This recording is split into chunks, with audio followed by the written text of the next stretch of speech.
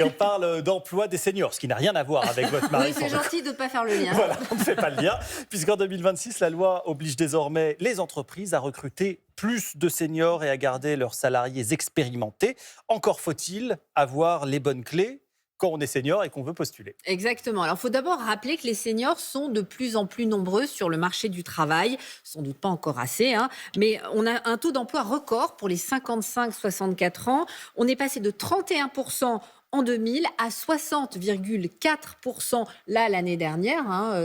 Comme le dit le ministère du Travail, c'est quand même, on a quasiment doublé.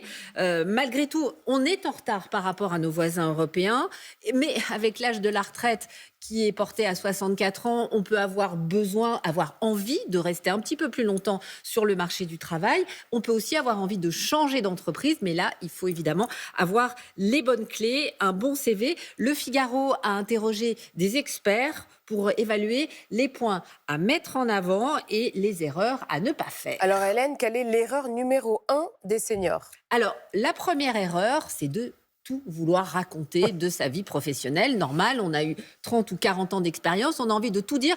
Eh bien non, il faut être beaucoup plus concis. Un CV, c'est 2 pages maximum. Un expert dit qu'il a vu passer des CV de 8 pages. Donc c'est une très mauvaise idée.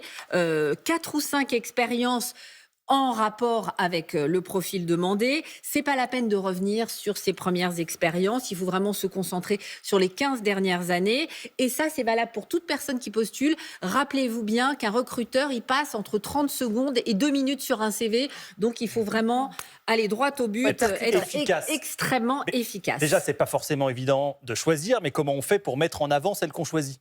Eh bien, il ne faut pas être trop théorique, il faut être très concret sur les postes qu'on a employés, sur les missions qu'on a effectuées. Il y a un autre point très important, c'est vraiment montrer qu'on est à jour de ses connaissances, on est dans le monde réel, on a eu des formations récemment, on a des compétences numériques, c'est évidemment très important, les logiciels qu'on maîtrise, l'IA. C'est très important aussi de pouvoir dire qu'on maîtrise l'intelligence artificielle. Pour montrer qu'on n'est pas trop dépassé, quoi. Évidemment. Il faut ne pas négliger les centres d'intérêt aussi, parce qu'on peut se dire, allez, tout le monde s'en fout. Mais non, pas du tout, parce que si vous avez une activité associative, par exemple, ça peut être très intéressant à préciser, si vous faites du bénévolat, du sport. Donc tout ça est très important. Reste la présentation. Là-dessus, les experts sont unanimes. C'est pas la peine de dire votre âge.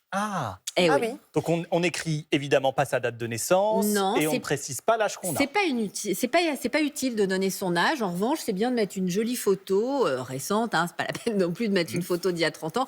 Une photo naturelle, ça c'est important. Pas la peine non plus de préciser sa situation familiale, marié, enfant, petits-enfants, etc. voilà tout ça.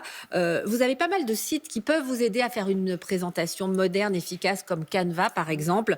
Donc les seniors, ils ont l'avenir devant eux. Vive 2026 et vive les seniors dans le monde du travail. Mais voilà. Oui.